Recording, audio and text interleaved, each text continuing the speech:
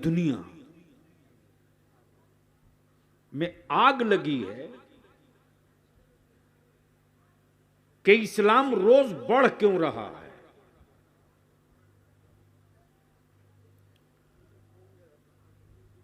हुकूमतों की तिजोरियों के सिक्के खोल दिए गए, दौलतों के दरवाजे खोल दिए गए। रोको इस्लाम को। तवज्जो चाहो, रोको इस्लाम को। हुक्मरां कत्लो गारत पे उतर गए, रोको इस्लाम को। तंजीम और संगठन लग गए पीछे, रोको इस्लाम को। मीडिया और चैनल लग गए ट्रायल करने के लिए, रोको इस्लाम को।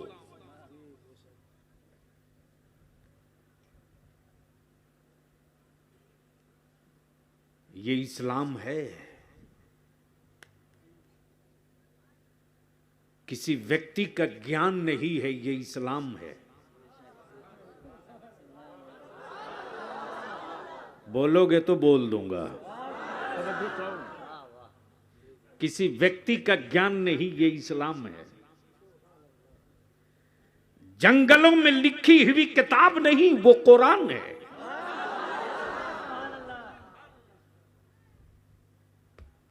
और इस्लाम का मानने वाला मुसलमान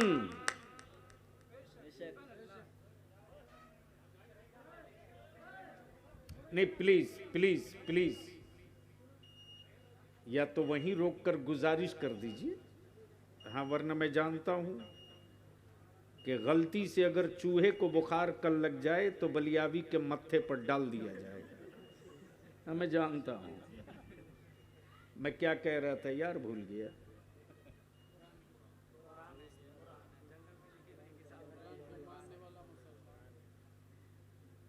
चूंकि रटी हुई तकरीर हो तो मैं भी कैसेट बटन दबा दूं। स्टेज ढांसू हो, सुनने वाले रंगदार हो, तो एक तकरीर 5 साल सुनते रहो। जब सुनोगे तब नई चीज मिलेगी। और इसमें बलियावी का कमाया हुआ माल नहीं है, बरेली से पाया हुआ माल है। तवज्जो चाहूं। क्या जुमला था, याद है?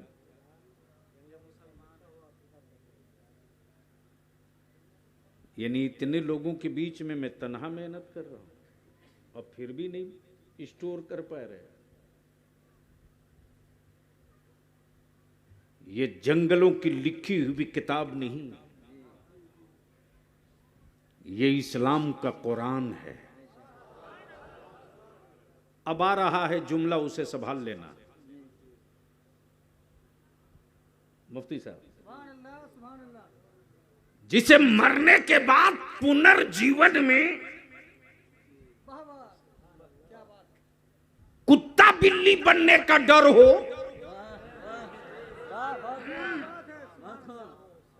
नहीं समझ पाए तो डरे हुए क्यों? जिसे मरने के बाद पुनर्जीवन में कुत्ता बिल्ली बनने का डर हो, वो मौत से डरा करता है। जिसे मुस्तफा की जियारत पर ईमान हो, वो कभी मौत से नहीं डरा करता। नारे तकबीर। औकात नहीं जो ईमान वालों को डरा दे। अमा जब करबला में 6 माह का अली असगर न डरे, तवज्जो चाहो पढ़े लिखो की, जब करबला में 6 माह का अली असगर न डरे, कटे हुए बाजुओं वाला जब अब्बास न डरे, जब मौला अली की बेटी सैयदा जैनब न डरे, तो अब उनको डराने के लिए अमेरिका कहे मैं डरा दूंगा, रशिया कहे मैं डरा दूंगा, चाइना कहे मैं डरा दूंगा, वेटिन कहे मैं डरा दूंगा, सूडान कहे मैं डरा दूंगा, इसराइल कहे मैं डरा दूंगा, जॉलैंड कहे मैं डरा दूंगा, हाफ पाइंट वाला कहे मैं डरा दूंगा, हाफ पैजामा वाला कहे मैं डरा दूंगा, तो बेलाल पुकार पड़े जब उमैया ना डरा सका तो तेरा मैया क्या डरा पाएगा। नारे तकबीर, तहफ्फुज ईमान कॉन्फ्रेंस, खातिब हिंदुस्तान। इसके अलावा भी कोई है? माइक बंद करो।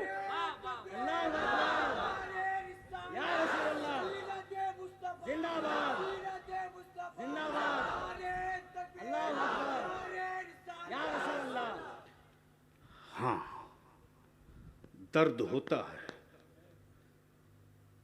दर्द होता है। लोहे को रख दो,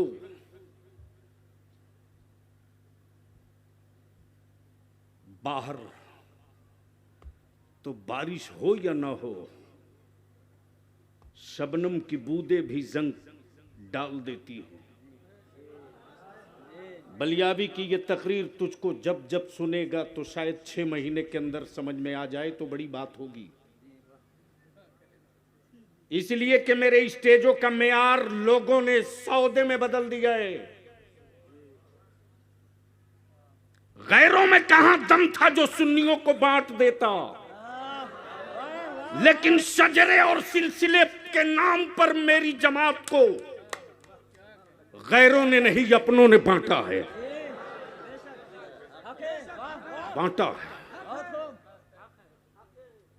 इसलिए मैं अपनी नई नस्ल के जवानों से कहूंगा, नई नस्ल के जवानों से कहूंगा,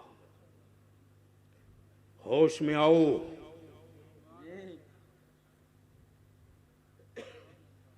एक है अकीदत, एक है हकीकत। तवज्जो चाहो। एक है अकीदत, गरीब नवाज की जियारत अकीदत, गौसे आजम की फातिहा अकीदत, और बूढ़ी मां की खिदमत जरूरत। लेकिन मातम करो, मातम करो, मातम करो। मुझसे ज्यादा कट्टर कौन मेरी उम्र का कोई मुरीद है रे। राजनीति में रहने के बाद भी कभी दुश्मनों से समझौता बलियाबी नहीं किया। बदअकीदों के साथ कभी बलियाबी ने समझौता नहीं किया, इसलिए कि मुझको मेरे मुफ्ती आजम रईसुल कलम अरशदुल कादरी ने घुट्टी में पिला दिया है कि जो मेरे नबी का न हो सका वो बलियाबी तेरा कभी न होगा। लेकिन दर्द गैरों ने नहीं अपनों ने दिया। क्या गजब की बला आ गई है। एक ही आंगन में भाई का बच्चा बाप की गरीबी की वजह से दूध के लिए तरसे, लेकिन सगा भाई अपने भतीजे को दूध नहीं देता, और पीर साहब की दरगाह में 6 देग लंगर बनाने के लिए दौड़ जाता है।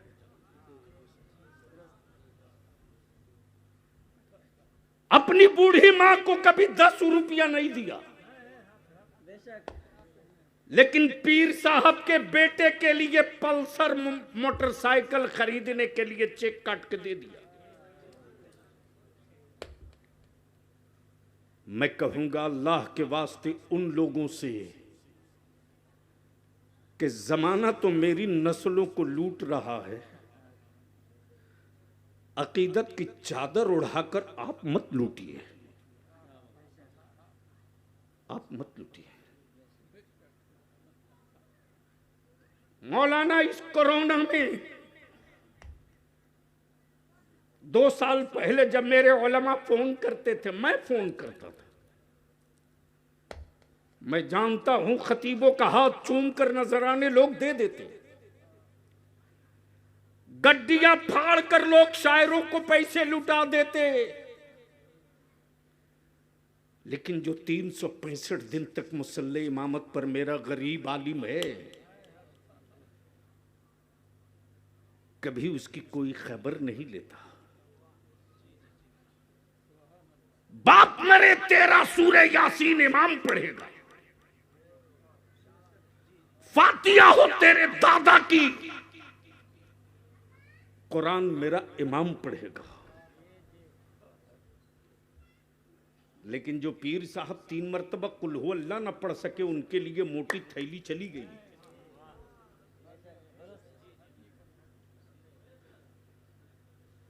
जन्नत की चाबी बेचने वालों की मैं दुकानें बंद करा के दम लूंगा, मेरा नाम बलियाबी है।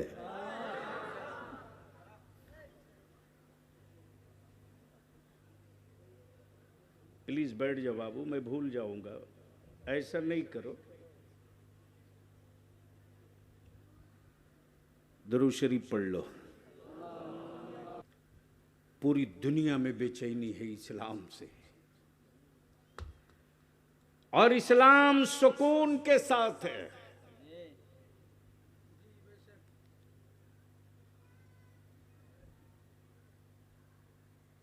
कम रहना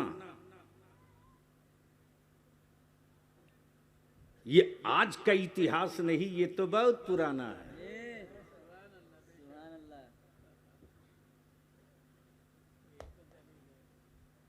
कम रहना,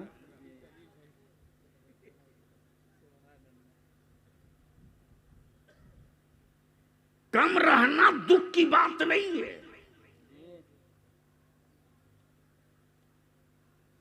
कम रहना दुख की बात नहीं है।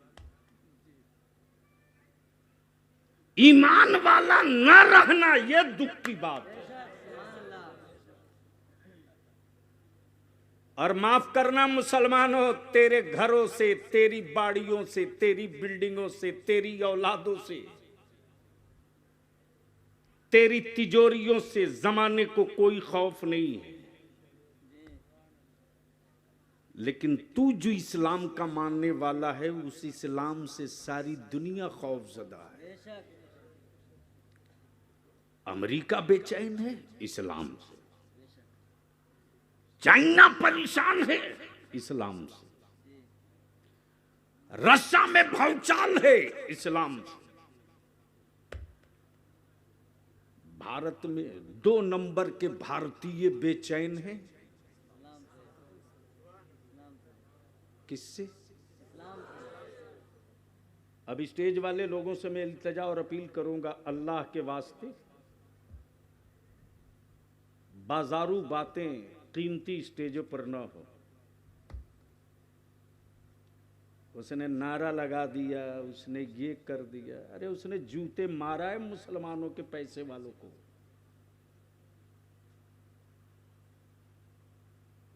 खुश मत होइए, उसने जूते मारे हैं उनको जो सेकुलरिज्म पर वोट देकर हुकूमतें बनवा दी गई। लेकिन सेकुलर कहलाने वाली हुकूमतों ने मेरी बेटियों के लिए स्कूल नहीं बनाए, और हम इसी में खुश हैं कि नारा लगा दी। कब तक सत्ता के लिए धरती का बोझ बन के रहोगे? बलियाबी आपसे पूछता है।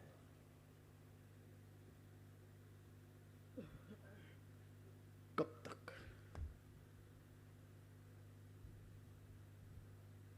33% बंगाल में मुसलमानों की आबादी है, लेकिन आज तक किसी हुक्मरान ने यह नहीं कहा कि लाओ मालदा, मुर्शिदाबाद, उत्तर दिनाजपुर, दार्जिलिंग, ये डोमिनेटेड एरिया है मुसलमानों का, चलो कोई मुसलमानों के लिए एक मेडिकल कॉलेज खोल दिया जाए।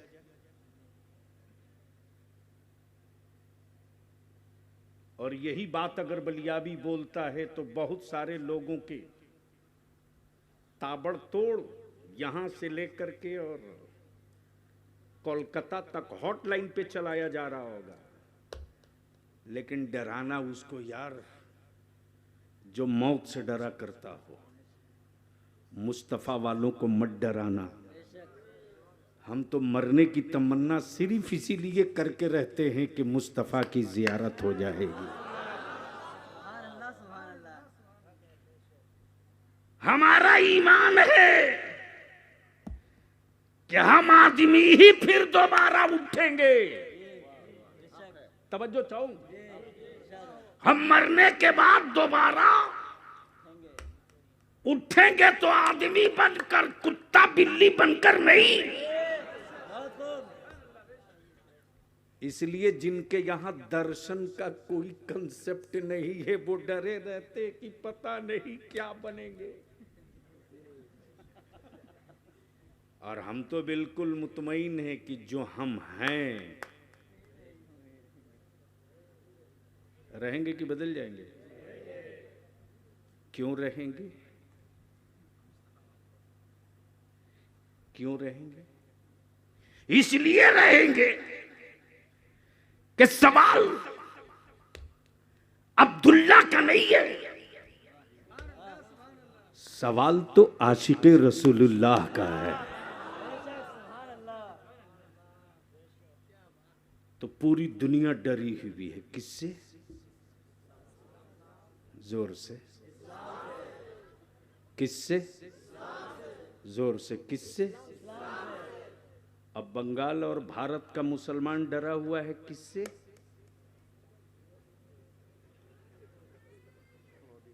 सही बोला, फैक्ट बोला। इसीलिए आज के जलसे का नाम रखा गया है तहफ़्फ़ुज़ ईमान कॉन्फ्रेंस। अल्लाह से डरने वाली कौम हुक्मरानों से नहीं डरती। अल्लाह से डरने वाली कौम कभी भी तूफानों से नहीं डरती। अल्लाह से डरने वाली कौम को हर रोज लोग डरा रहा, मजहबी स्टेजों से भी लोग डरा रहे, मनकबत और नज्म पढ़ के भी डरा रहे, जुब्बा फाड़ तकरीरें करके भी डरा रहे।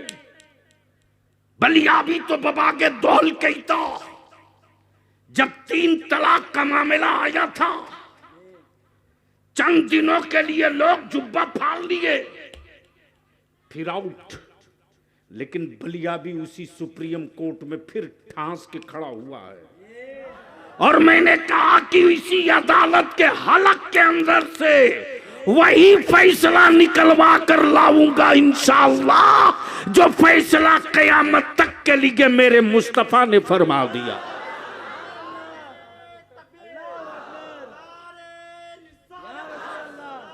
बलियाबी ने बबा के दोहल कहा था कि मेरी मां बहन बेटियों की हमदर्दियों पर गला फाड़ कर भाषण देने वालों, गला फाड़ो मत मेरी बेटियों की हमदर्दी में। भारत के रेड लाइट एरियाज का सर्वे करा लो, देख लो कि मेरी बेटी ज्यादा मिलती है या तेरी बेटी ज्यादा मिलती है। आओ चलो उन आश्रम में और चलो उन विधवा और बेवा आश्रम में, देख लो कि बबीता ज्यादा है या सकीना ज्यादा है। आज भी इस्लाम का ज़कात का निजाम इसी के लिए है कि अगर मुआशरे में कोई बेवा हो तो ज़कात पहले उसे दे दो, फितरा पहले उसे दे दो, सदका पहले उसे दे दो, खैरात पहले उसे दे दो, ताकि मेरी कौम की बेटियां सैयदा फातिमा की कनीज़े बेपर्दा होकर गैरों के घर ना जाए, मुस्तफा के गुलामों के इमदाद के टुकड़े पर परवरिश हो। इसलिए ज़कात का निजाम तेरे यहाँ नहीं मेरे यहाँ है, फितरे का निजाम तेरे यहाँ नहीं मेरे यहाँ है, खैरात का निजाम तेरे यहाँ नहीं मेरे यहाँ है, उश्र का निजाम तेरे यहाँ नहीं मेरे यहाँ। लेकिन वो कौम डर रही है और डराया जा रहा है। मुसलमानों याद रखो, लिख लो। अब क्या हो गया भैया?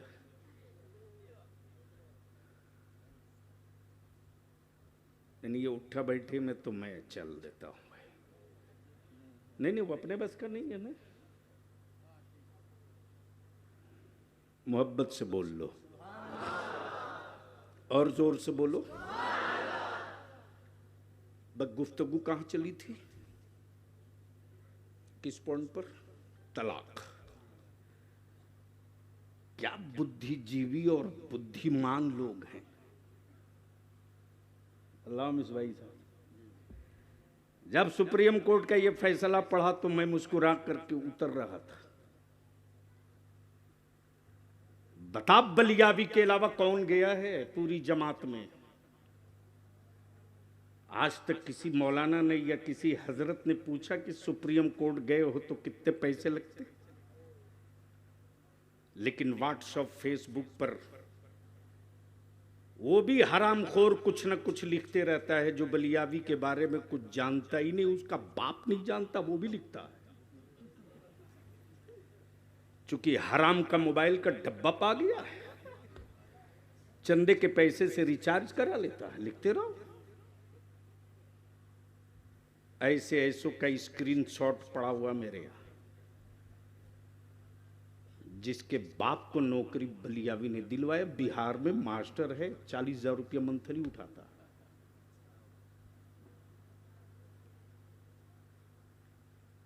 तो मुखालफत की उम्मीद उससे न रखे तो किससे रखे? एक बात सुन लो, अगर कोई तुम्हारी मुखालफत करे तो समझ लेना कि उसके खानदान पर कहीं न कहीं से तुमने कोई एहसान किया होगा। ये मेरा तजर्बा है। अदारे शरिया में बैठा था हजरत, नई बिल्डिंग में, भाई दूसरी मंजिल की सेंटरिंग हो रही थी, तो गार्ड सिक्योरिटी के लोग भी नीचे थे। कुछ उलमा इकराम आए, उसी में से एक साहब कहने लगे वो फलाने साहब आपके खिलाफ बहुत बोल रहे थे। तो मैंने कहा मुझको याद करना पड़ेगा कि जो साहब बोल रहे थे उसके खानदान के लोगों में से मैंने किसी का कोई भला काम कर दिया होगा। आधे घंटे के अंदर ही पता चल गया कि जो बोल रहा था उसके बेटे को भी नौकरी आप ही ने मदरसे में दिलवाया जो इमदादशुदा मदरसे में आ गया है।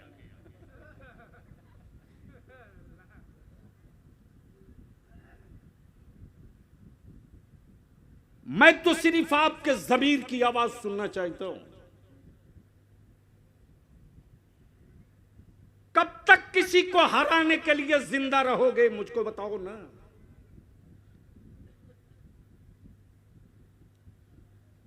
और कब तक किसी हुक्मरां के डर से जियोगे?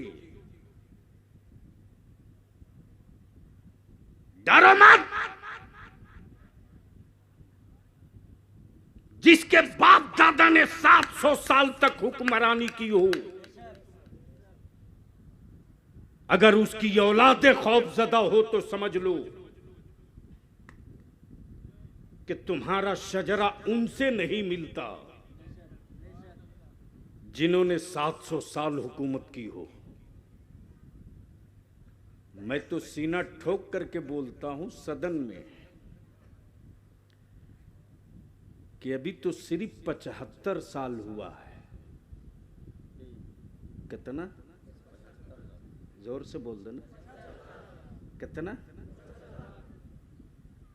सिर्फ 75। वाला अभी सेंचुरी नहीं लगी। तो जब 75 साल में 60% बिक चुका तो 40% के लिए 25 साल बहुत है। और इस 75 साल में कोई एक चीज बनाए हो, कोई एक चीज बनाए हो तो जरा बताओ ना कि फला चीज मैं बनाया हूं जिसे देखने के लिए अमेरिका भी बेचैन है, रसा भी परेशान है, सऊदीया भी देखना चाहता, इंडोनेशिया भी देखना चाहता, चाइना भी देखना चाहता। कोई एक बता दो। कोई नहीं दिखा पाएंगे। तो मेरे बाप की बनाई हुई इमारत दुनिया को दिखाने के लिए दावत देते, तो जब 75 साल में कोई ईंट ऐसी न लगा सके जो दुनिया देखने की तमन्ना रखे। माफ करना जी, ये कड़वा सच है। ये पढ़े लिखे लोग, ज्यादा पढ़े लिखे लोग, पॉलिटिकल पार्टियों के वोट दिलाने वाले ठेकेदार हमारी कौम की औलादों को डरवाते हैं। हम आपसे विनती करेंगे, मालदा और बंगाल वालों, तुझसे बलिया भी एक विनती करेगा, एक सिर्फ 2 चीज तय कर लो, सिर्फ 2 चीज। 5 साल के बाद इसका रिजल्ट तुझको मिलेगा। किसी भी एक्शन का रिएक्शन तुरंत नहीं आता। माथे में अगर दर्द हो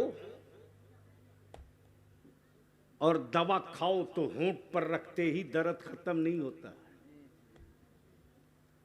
बल्कि दवा का रिएक्शन होने में, दवा का एक्शन होने में 1 घंटा, 1.5 घंटा, 2 घंटा टाइम लगता है। हमें कौन बर्बाद करेगा जी? मुमकिन नहीं है, मुमकिन ही नहीं है। और किसी हुक्मरां के बस के बात ही नहीं है जो मुस्तफा वालों को बर्बाद कर दे।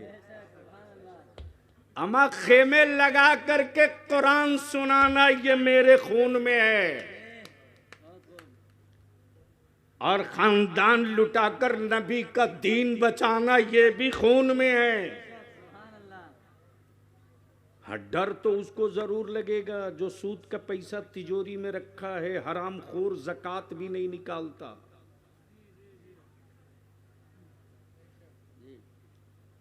पटना में एक साहब आए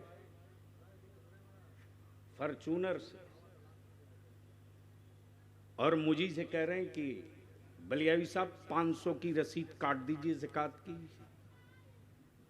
मैंने कहा 5000 से कम की रसीद पर मैं साइन नहीं करता हूं जी, मेरे बारे में पता है कि नहीं?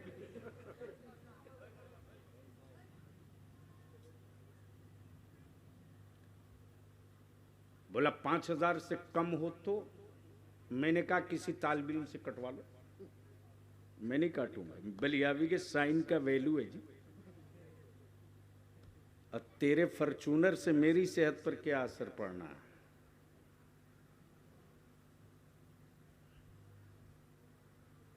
हम तो रोज करोड़पतियों को यूं मोड़ के रखते हैं और निकाल भी, छोड़ भी देते हैं, इसलिए कि मुझे न उसके सिक्कों से मतलब है, न उसकी हवेली से।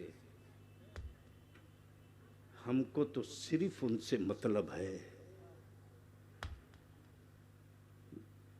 जिनको मेरे मुस्तफा से मतलब है। तवज्जो चाहूं, मैं पूछता हूं मालदा के, ये कौन सा गांव है? सुकरदी टोला। और भी कोई नाम है? उत्तर लखीपुर। और भी कोई है? मोथाबाड़ी। एक मियाँ के 3 नाम, फजलू, फजल, फजल रहमान। एक मियाँ का 3 नाम।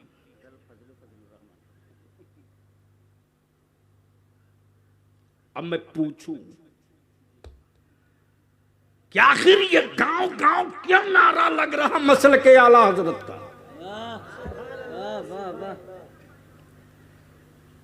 क्या यहां के लोगों का बरेली शरीफ के मेरे रजा के खानदान से कोई खून का रिश्ता, हसब का रिश्ता नहीं, खानदान का रिश्ता नहीं, कबीले का रिश्ता नहीं, शहर का रिश्ता नहीं, फिर क्यों पागल और नारा लगाते हो गली गली? क्यों मसलक के आला हजरत का नारा लगाते हो गली गली? तो हर ईमान वाला पुकार कर कहेगा बलियाबी, बरेली के अहमद रजा का रिश्ता गुंबदे खजरा है और मेरा रिश्ता बरेली का अहमद रजा है। मैं इसको नबी की अजमत रजा ने बताया, नबी की शौकत रजा ने बताया, हुस्सामुल हरमैन देकर ईमान की तकमील रजा ने बताया। इसलिए खून से ज्यादा कीमती रिश्ता। पलट कर आ जाऊं वहीं। मुसलमानों, क्या चाहते हो कि तेरी नस्लों का फ्यूचर चेंज हो? अरे बोलो ना, नहीं चाहते? चाहते? फ्यूचर नहीं बदलेंगे? जो चाहे वो लात मारते रहे, आप वोट दिलाते रहिए। ईमान से बोलो, क्या चाहते हो कि तेरी नस्लों का फ्यूचर बदले? जोर से बोलना। कितने लोग चाहते हो? जरा हाथ उठा दो। स्टेज के लोगों के पास है तो उठा दो, समझ में आया हो तो उठाओ। हाँ, वो वाला हाथ नहीं चाहिए कि नमाज पढ़ोगे। हाँ, पता चला ईद बकरीद साल में 2 दिन पढ़ लिया, काम खत्म। हजरत, चोर भी क्या गजब का होता है।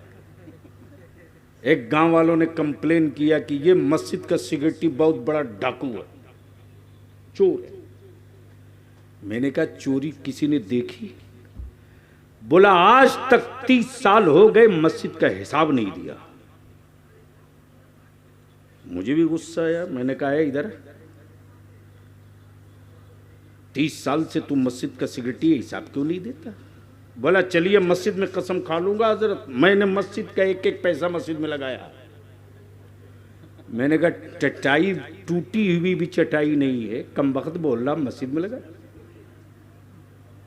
बोला पैसा देकर तो देखो मैं कैसे लगा। तो लोगों ने पैसे दे दिए, फिर गमछा में बांधा, घूम के दीवार के चारों तरफ घुमा दिया। बोला आप देख लो, लगा दिया। यानी ऐसे ऐसे हरामखोर पड़े हैं धरती पर। बलिया भी सिर्फ आखिरी मर्तबा पूछता है, क्या चाहते हो कि तेरी नस्लों को इज्जत और वकार की जिंदगी मिले? कितने लोग चाहते हो? हाथ उठा लो। सुभान अल्लाह, सुभान अल्लाह। हजरत पूरा उठाइए, आपको लोग देख रहे हैं। तो बलियाबी की सिर्फ एक बात मान लो, एक बात मान लो। गैरों में कहां दम था रे? जो मेरी बेटियों का निकाब देखकर सीटी मारता, गैरों में कहां दम था? गैरों ने तो मस्जिदों के दरवाजे पर नकाब पहनते बेटियों को भीख मांगते देखा। तब उसकी हिम्मत बढ़ गई कि जो कौम अपनी बेटियों का मस्जिद के दरवाजे पर भीख मंगवा सकती, जो कौम, उस कौम की बेटियों को कुछ भी कहा जा सकता है। मैं तुझसे पूछूं, मेरा आलिम मजबूर है ऐलान करने पर, अपने हाथों अपनी नस्लों को क्यों दफन कर रहे हो? कल तक गैरों की बेटियों की आबरू मुसलमान बचाता था। उठा बनारस की तारीख, राजा गाज के जुल्म से बेटियां चीख रही थी और दिल्ली के तख्त पर एक बोरिया नशीन बादशाह आलमगीर औरंगजेब, बनारस की गलियों में कोई औरत चीख चीख करके कह रही है मेरी बेटी की आबरू लूट ली जाएगी। इसलिए कि राजा किसी भी बेटी की कटडोला उसकी ससुराल नहीं जाने देता। सबकी बेटियों की पहली रात राजा की हवेली में गुजरती है। कोई जो मेरी बेटी की आबरू बचा ले? न टेलीफोन, न मोबाइल, न 5G, न इंटरनेट, लेकिन दिल्ली के तख्त पर एक साहब दिल हुक्मरान था। आवाज गूंज रही है बनारस की गलियों में, सुनाई दे रही है दिल्ली की जामा मस्जिद में। आलमगीर औरंगजेब ने वही से आवाज दी, घबराना मत, जब तक नबी का गुलाम हुक्मरा होगा भारत में किसी की बेटियों की आबरू नहीं लुटने देगा। जब तक हम हुक्मरा थे तब तक बेटियों की आबरू नहीं लूटी गई।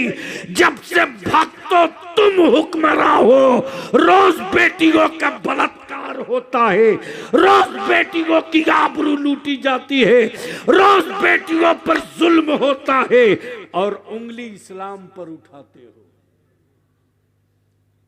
उंगली इस्लाम पर उठाते हो। गैरों ने नहीं, तुमने मौका दिया रे। अगर गैरत वाली मां का दूध पिया है, जमीर जिंदा है, तो पूछ अपने आप से, जब मस्जिद के मेंबर से मेरा आलिम ऐलान करता है कि एक खातून निकाब पहने हुए है, वो अपनी बेटी की शादी के लिए इमदाद के वास्ते खड़ी है, उसकी मदद करो। बोल, बात सही है कि गलत? अरे जोर से बोलना। शर्म आई किसी को?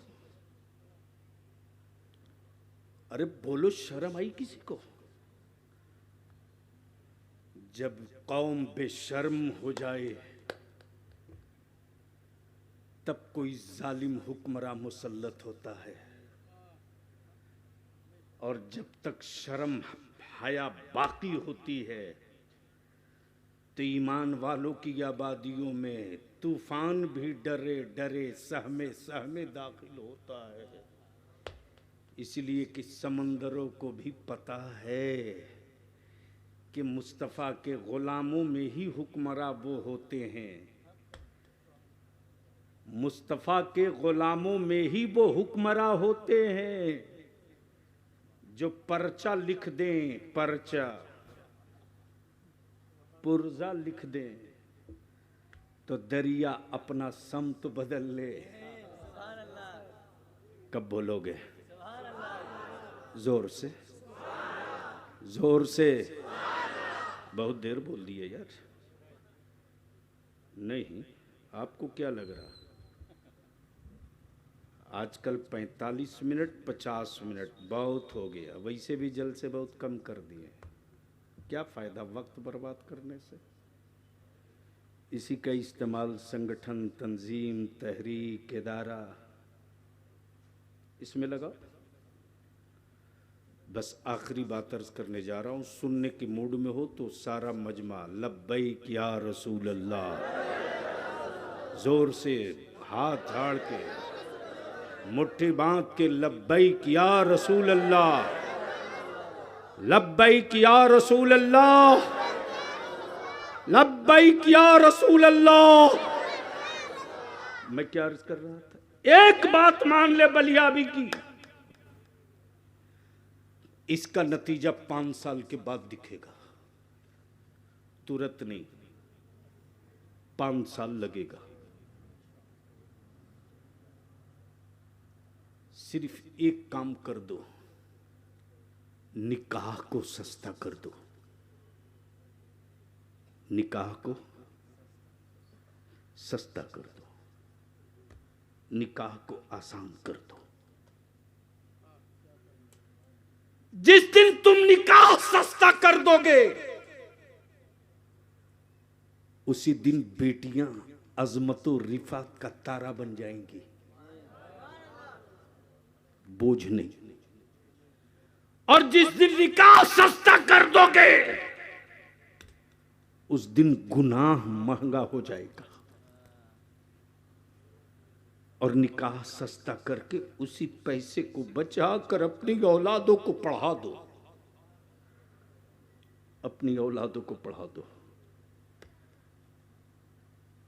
इस पेन की तारीख सुने हो? अरे सुने हो? नहीं।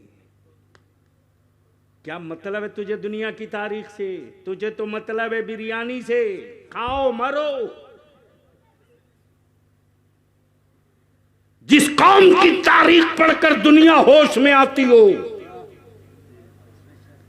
आज उसी कौम को अपनी तारीख का पता नहीं है। मैं पूछ दूं बंगाल में अपनी कौम के बच्चों से कि बता मुसलमान का बेटा, अगर तू 1 नंबर का बंगाली है तो बता कि भारत की आजादी में बंगाल से कितने मुसलमानों ने अंग्रेजों के खिलाफ लड़कर शहादत का जाम पिया है। मुसलमान का बच्चा 5 नाम नहीं बता पाएगा। लेकिन जिसका बाप दादा अंग्रेजों की दलाली किया, जिसका बाप दादा चोरी डकैती मर्डर रेप में जेल में था, उसने हिस्ट्री और इतिहास बदलकर बता दिया कि वो लोग जंग आजादी की लड़ाई में थे। ये काम दीदी और दादा नहीं करेंगे, ये तारीख हमको आपको अपने बच्चों को पढ़ानी पड़ेगी। गैरों की जयंती मनाने के लिए मुसलमान पागल है, पागल। लेकिन अपने बाप दादा की शहादत की तारीख नहीं बता पाएगा, पते नहीं है। मुफ्ती साहब जो दारू पी के लॉरी से गिर गया, उसके नाम पर शहीद चौक बना दिया लोगों ने इसी बंगाल में, बीरभूम में। लेकिन कोई एक यूनिवर्सिटी नजरुल इस्लाम के नाम पर न बना सका कोई, फिर भी सेकुलर है, फिर भी सेकुलर है। मौलाना बता रहे थे बिहार में मौलाना मजहरुल हक अरबी फारसी यूनिवर्सिटी, हिम्मत है तो रोक के दिखा दे, 56 इंच वाला बिहार है वो। अजगर से खेलने के हम जिगर रखते हैं, दम है तो डस के दिखा। फिरासते मोमिनाना का पिलास लिए बैठा हूं, दांत तोड़ के जहर की पुड़िया निकाल दूंगा। मोहब्बत से बोल दो। झूठ बोलते तेरे बेटे, झूठ। मौलाना क्या मातम की बात है। गैरों ने उतना बड़ा आवारा नहीं बनाया मुसलमान के बेटा और बेटी को, जितना एक बाप अपने बेटा और बेटी को आवारा बनाया है। कहोगे सबूत तो ले लो।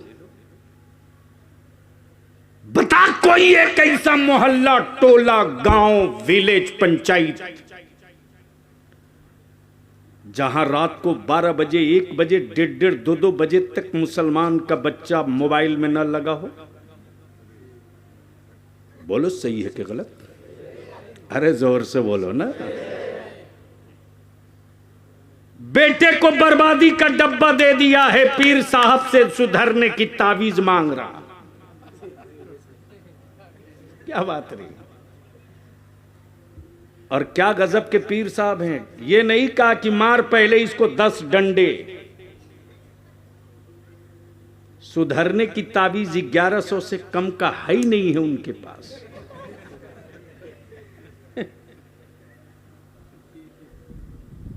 गलत तो नहीं बोल रहा हूं?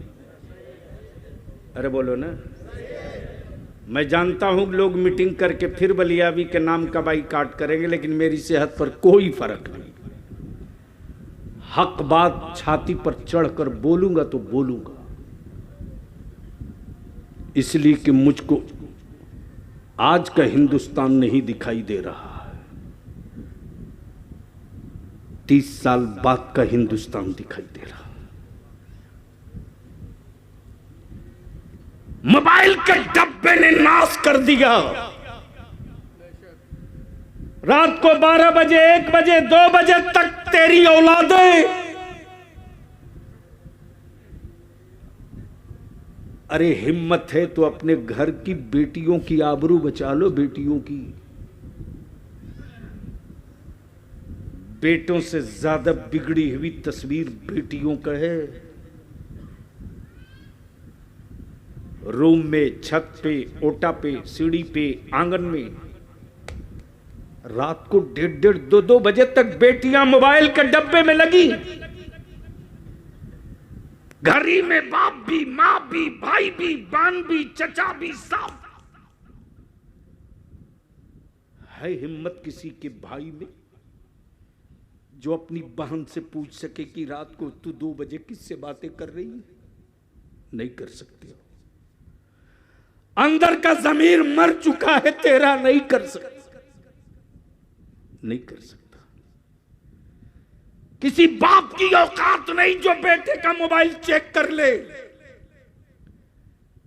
भला से बेटा इंग्लिश में मालदा ना लिख पावे सही स्पेलिंग, लेकिन बाप को अंग्रेजी में डांट देगा। नहीं लिख सकते, नहीं पूछ सकते अपने बेटे से। अल्लाह के वास्ते, जब रात को 1:30 बजे, 2 बजे तक बेटियां मोबाइल में हो, उस वक्त अगर मेरी मां अपनी बेटियों के हाथ से मोबाइल ले लेती और लेकर सिर्फ इतना कह देती, बेटी इस मोबाइल के डब्बे से बात करने के बजाय काश तेरा सर सजदे में होता और तू अपने मौला से बातें करते होती, तो गुफ्तगू तू मौला से करते रहती और जहन्नम से मेरी रिहाई का परवाना भी आते रहता। तू रब से नमाज में बातें करती, फरिश्ते मेरी ड्यूटी पर बातें करते। कौन समझाएगा आपको? कौन समझाएगा? सुन, स्पेन में जब यहूदियों का खात्मा हो गया, गौर से सुनना, गौर से दरूद शरीफ पढ़ लीजिए। थे जो जंगल में, गार में, पहाड़ों के दामन में, घाटियों में, सुरंगों में छुपे हुए थे। किस मुल्क में? जोर से बोलो, अरे बोलो ना जोर से। स्पेन में। मदारिस के तलबा की तवज्जो चाहूं, गौर से सुनो।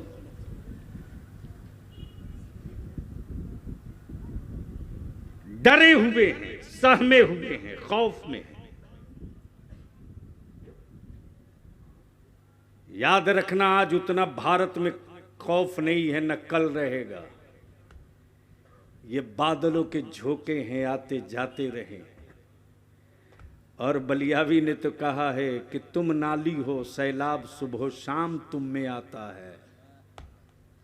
हम समंदर हैं, जिस दिन उबल गए उस दिन तेरा वजूद नहीं दिखेगा। इसलिए कि मुल्क मेरा है।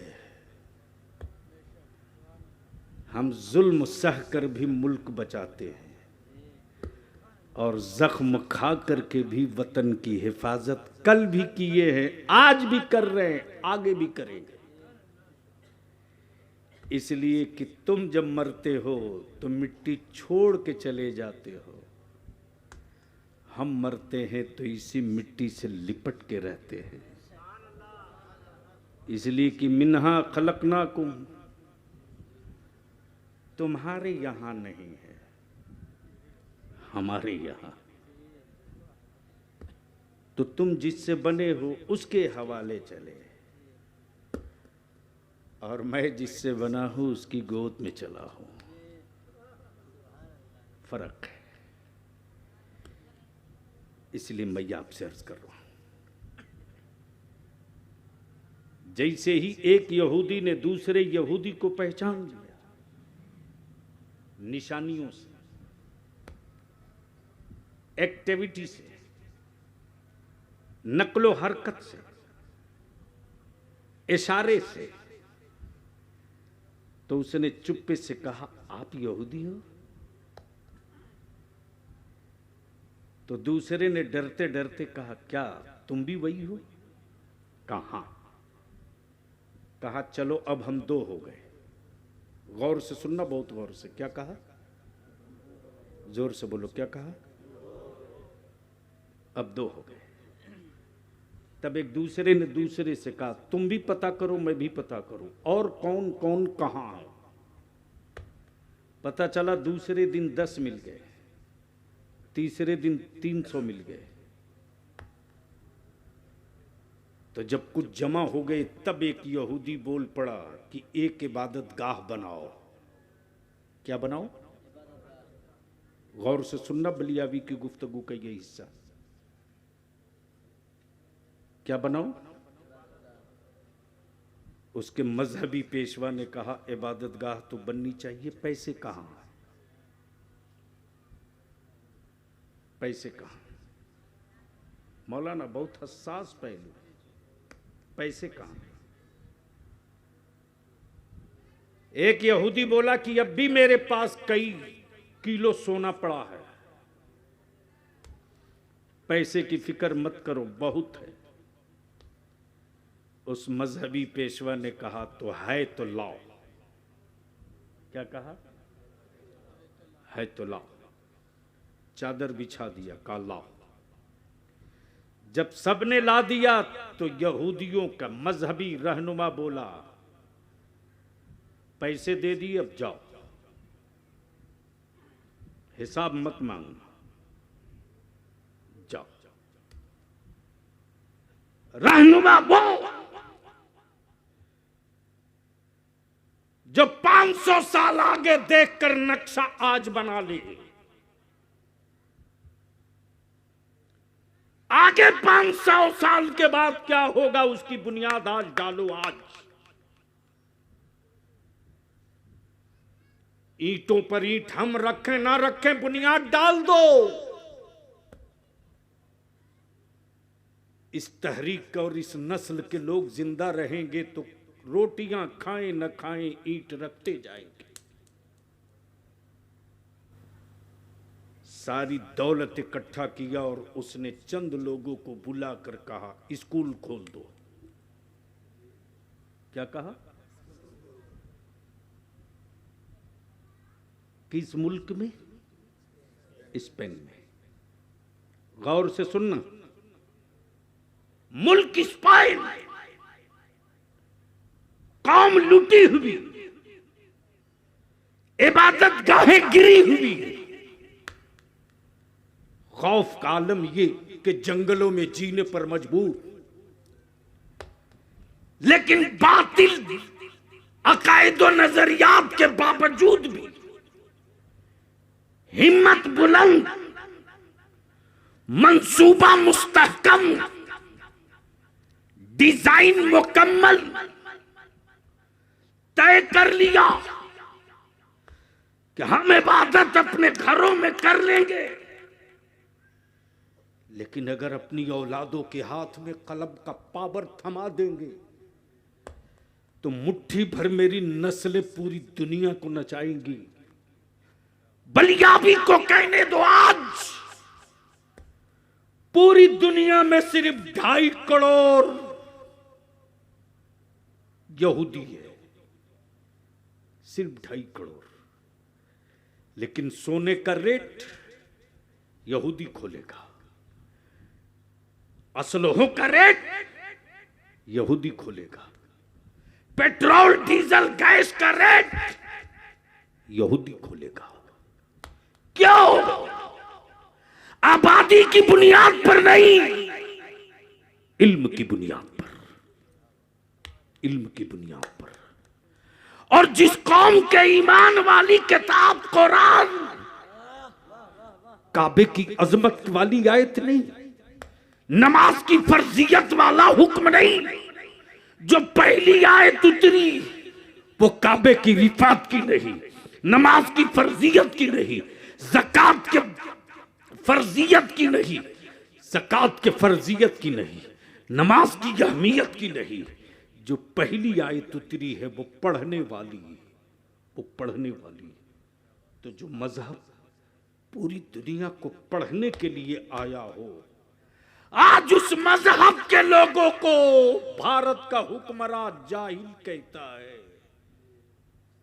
जाहिल कहता है। बलियाबी बहुत बुरा है, इसलिए कि वो पूछता है हुक्मरानों से कि 33% आबादी में बता हमारे बच्चे कितना एसपी हैं, हमारे बच्चे कितना कलेक्टर हैं, हमारे बच्चे कितना ब्लॉक पदाधिकारी है, हमारे बच्चे कितना डीएसपी है, हमारे बच्चे कितने जज हैं, हमारे बच्चे कितने कोर्ट और अदालतों में पीपी हैं। बलियाबी अगर यही सवाल कर दे तो खंजर लेकर गैर तो रात में ढूंढता है, मुसलमान दीन में ही बलियाबी को तलाश करता है। तो ऐसे सारी जुर्रियत और हुर्रियत को बलियाबी एक साथ इकट्ठा करके कहता है, इधर आओ प्यारे, हुनर आजमाएं, तू तीर आजमा, हम जिगर आजमाएं। रजा के मसलक का ये खादिम पहरेदार है, हाफ पैजामा वालों से भी बचाने की बात करेगा और हाफ पैंट वालों से भी बचाने की बात करेगा। सारा मजहब एक तरफ, तन्हा इस्लाम एक तरफ, सारे मुल्ला एक तरफ, बरेली का अहमद रजा एक तरफ, सारे मसलक एक तरफ, मसलके आला हजरत एक तरफ, सारे मुफ्तियों का फतवा एक तरफ, मुफ्ती आजम का फतवा एक तरफ। और जब इस उलूम का वारिस, इस उलूम का वारिस ताजुश्शरिया ने गुंबदे खजरा पर नजर टिकाई है तो सदाए नहीं, भरोसा मदीने से आ रहा है। कह दो अख्तर कि गुंबदे खजरा पर क्या भरोसा है, कह दो। तो मेरे ताजुश्शरिया की ज़बां गुनगुना पड़ी, जहां बानी अता कर दें भरी जन्नत हिबा कर दें, नबी मुख्तार कुल हैं, जिसको जो चाहें अता कर दे। मेरी अजीज, झूठ मत बोल, माँ बाप से मत बोल।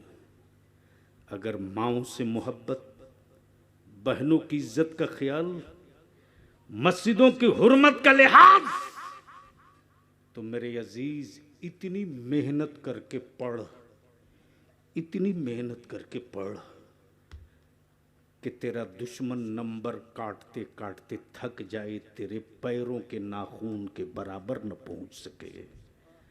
और तू इतनी मेहनत करके पढ़ कि जब मुल्क आवाज दे तो सीना ठोक कर कह सके कि कल भारत के डिफेंस को जरूरत थी तो एक एपीजे अब्दुल कलाम निकला था, अब जरूरत है तो हर गांव से एपीजे अब्दुल कलाम निकल के दिखाएगा।